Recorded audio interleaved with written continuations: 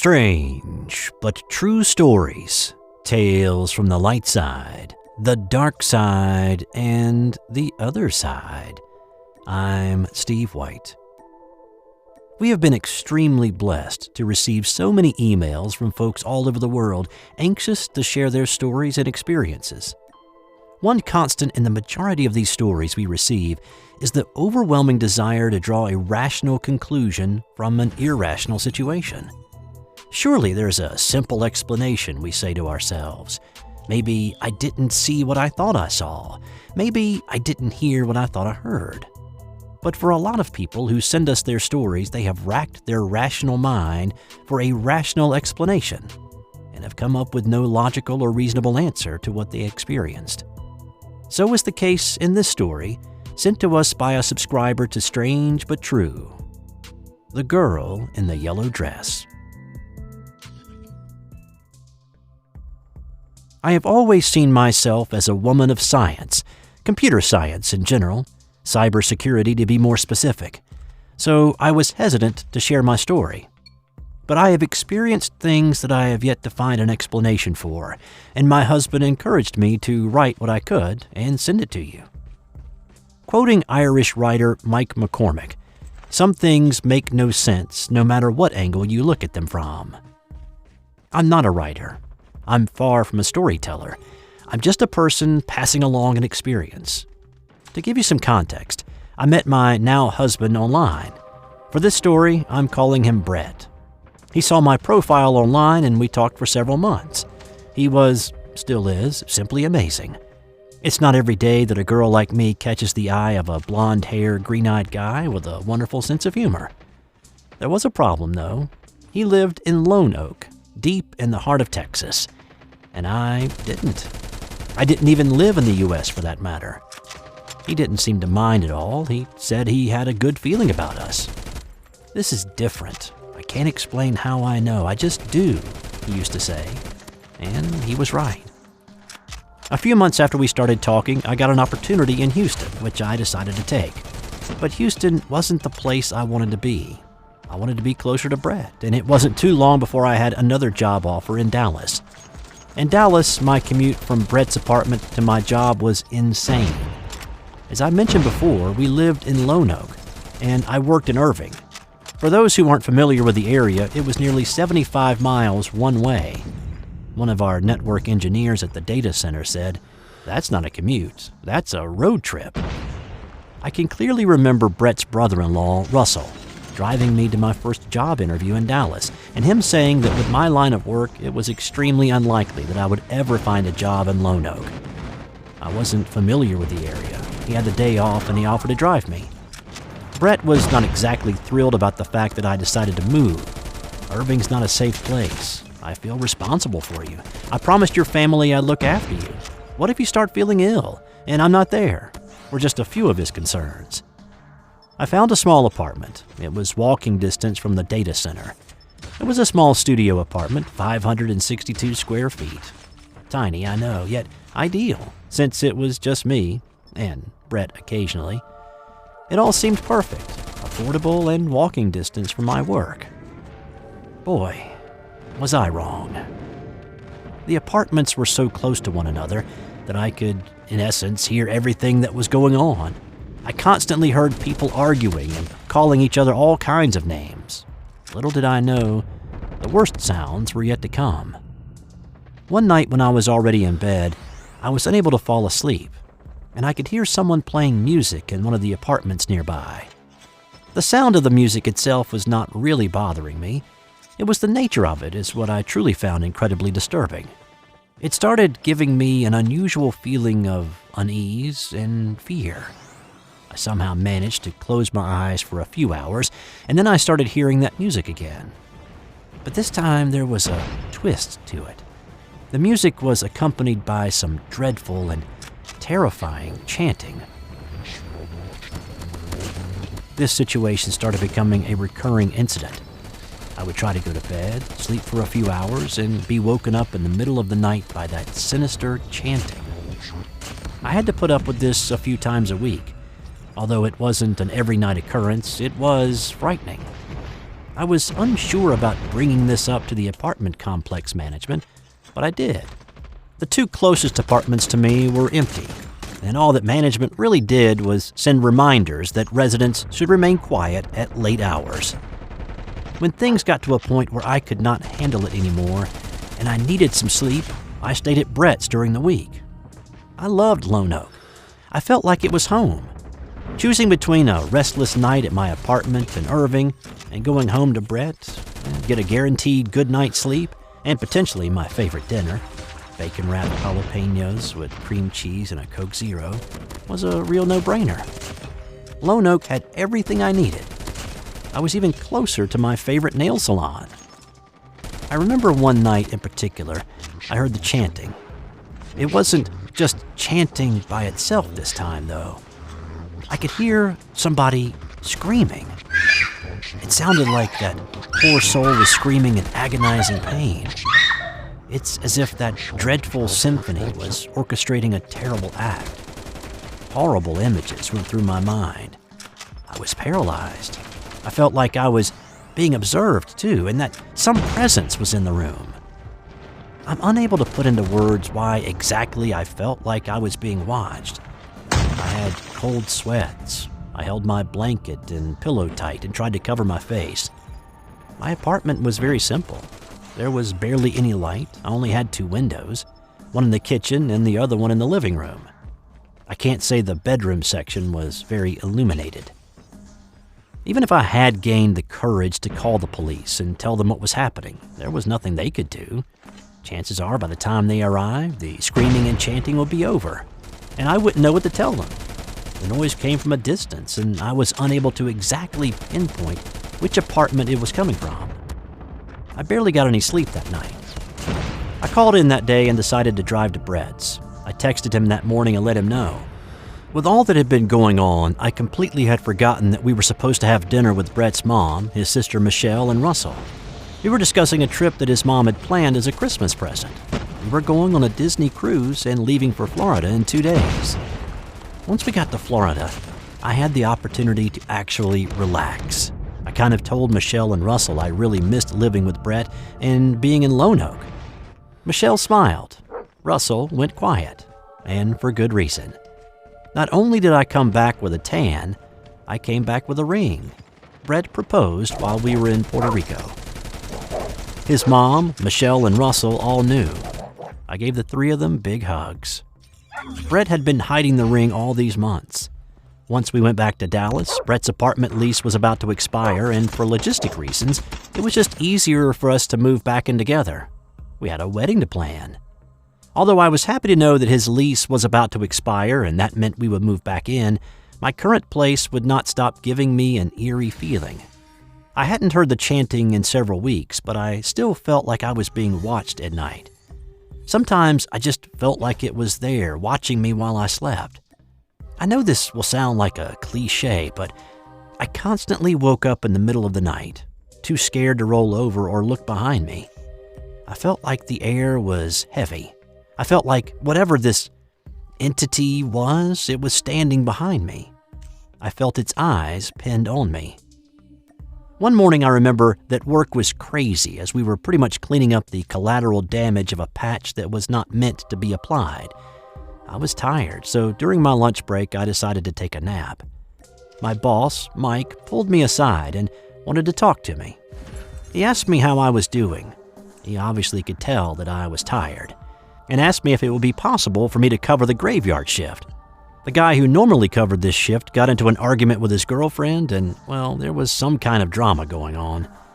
That was a night I wish I could forget. Mike told me that I could go to my apartment, take a couple of hours break, do whatever I needed to do, and then come back.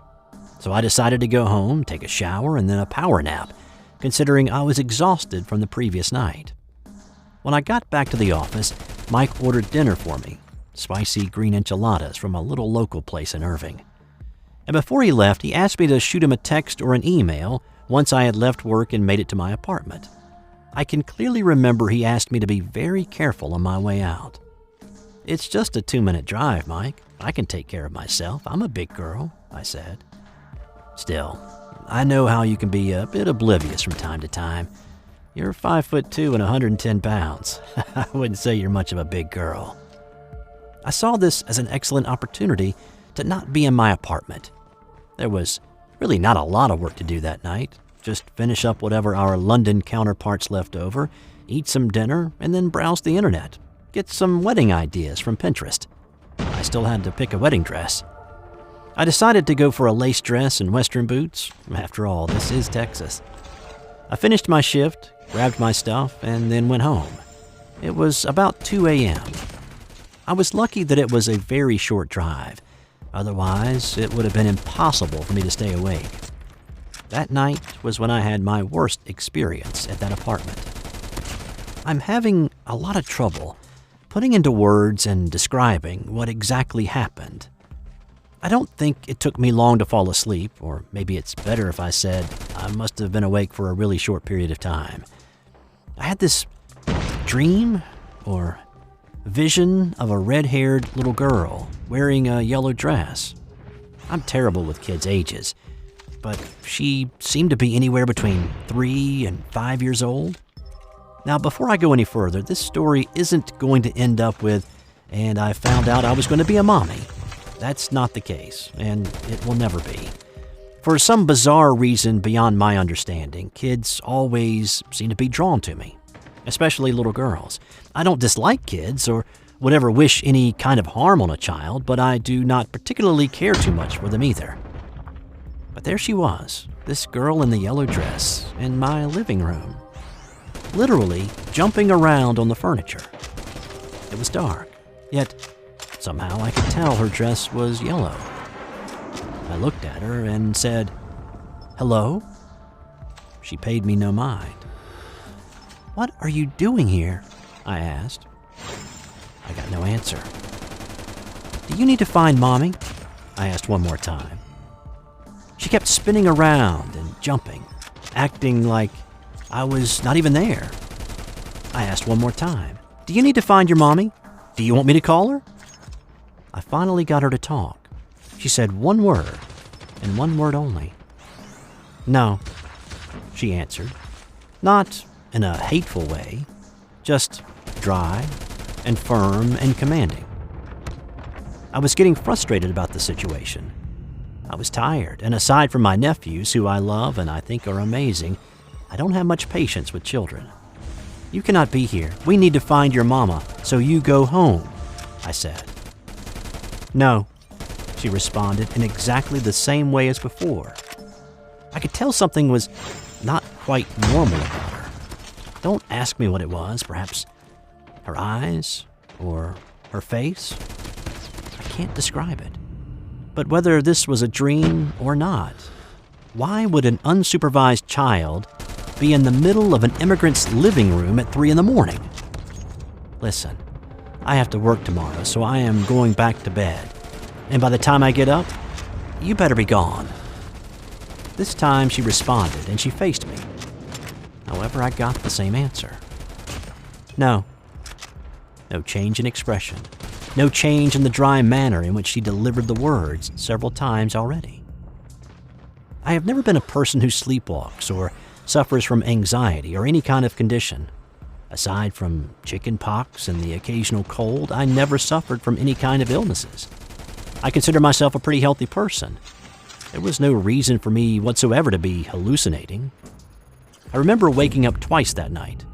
Although she gave me an unsettling feeling, it was nearly not as bad as the chanting I used to hear. Knowing she was around felt more like an inconvenience. The second time that I woke up, she was gone. Whenever I think of that night, the words of Argentinian writer Jorge Luis Borges come to my mind. I had woken not out of sleep, but into a prior dream, and that dream lied within another. I woke up a little bit later that morning feeling replenished. Mike knew that I had worked almost 16 hours the day before, so I knew there would be no trouble if I showed up a few hours after my normal shift started. And I was right. I got a text from him saying I could start whenever I wanted to, or if I needed to take a day off, that was fine too. My idea was going to the office and see if I could leave early so I could go see Brett. I got out of bed, looked for my shoes, and couldn't find them. I thought of the dream that I had. So I walked into the living room just so I could reassure myself that I was being silly. I'll never forget what I saw. My flip-flops were in the middle of the living room. The footrest that I normally kept closer to the couch was moved, which is something I never do. The 2 cushions I had were also on the ground. I could not believe what I was seeing. I needed to get out of that place. I worked a few hours and called my brother. He has always been really understanding. He has a degree in psychology, and although his expertise is organizational psychology, I was pretty sure that he could give me an insight to what was happening, or maybe help me find a reasonable explanation. I knew he wasn't going to judge me. He was pretty much trained to listen to these types of incidents, or whatever you want to call them. I told him everything that had been going on, the macabre music, the chanting, feeling like I was being observed, and what happened most recently, the little girl in the yellow dress. So, tell me something. I'm really curious. This feeling of you being watched, does it normally happen at midnight? He asked. No, it happens late at night, around 3 in the morning, I told him. He went quiet. Hello, are you still there? I asked. Yes. You need to get out of that place, he said in a very serious tone. My brother is the type of person who always jokes around. Our communication normally consists of memes, talking about growing up in the late 90s, and toilet humor. This was one of the few times that I can recall him being serious. I'm seriously considering it. Do you think this could be real? I asked. I don't know. Although I'm not familiar with the Dallas area, I was never keen on you moving out of Brett's apartment and living alone to begin with. I was hoping you wouldn't say it happens around the time that you say it does. I could ramble about the stages of sleep. When we are sleeping, especially during stage 3, our brain produces waves. There are some studies stating that your brain is more sensitive to external occurrences while you're sleeping, making it a lot more active and perceptive. My advice is that you talk to Brett. You guys are going to have to move back in together soon anyway, he explained. I remember my brother used to call it the hour of the wolf, something about ghosts and demons being stronger around that hour. I also remember Brett saying something about 3 in the morning being some kind of mockery to the Holy Trinity, being this the demons and entities' preferred hour to make others aware of their existence. Back to my story. I called Brett and we met for dinner that night. I did not fully discuss what had happened, but he was aware that I couldn't wait to get out of that place. He did not question too much my reasons for wanting to move back with him. I didn't care if I lost my deposit. I packed some stuff and moved back in. The commute kind of sucked, but I felt so relieved and much happier. I'm not sure how this whole thing tied with the creepy music and the chanting, but one day when we were back from my old apartment, since Brett was helping me pack up the rest of my stuff, I told him about the little girl. He stopped, and he looked at me astonished and asked, "This little girl was a redhead, wasn't she?" "Yes. How did you know?" I asked. Brett went silent. I saw a ball of strawberry red hair in the living room. I have pitch black hair. I constantly vacuum the place, and other than Brett, I never had anyone over at my apartment. What triggered this? Was all this real, or did I imagine it? Who moved the furniture around? What was that red ball of hair doing there? Was the gruesome chanting involved with the little girl? I wish I had answers, but I have the feeling I will probably never know.